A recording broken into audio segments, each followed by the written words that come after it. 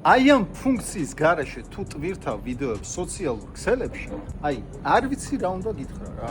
შეხედე? შედიხარ მოკლედ Instagram-ზე. ნუ იყოს Facebook-ი. მერე აჭერ ამას. მერე მაგალითად რავი ნებისმიერ ვიდეო ავირჩიოთ, მაგალითად ეს.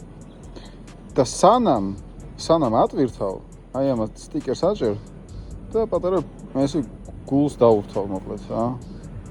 და ეს უნდა ატვირთო. ასეთი ვიდეოები მინიმუმ 1 მილიონ ნახვაზე ავა. აი ესეთი რაღაც სისულელე მითებს ჩაწერენ ტიპები, ვითომ ექსპერტები. ვარდება მე ეს ვიდეო 100,000, 200,000 ნახვაზე და ხალხს ჯერა.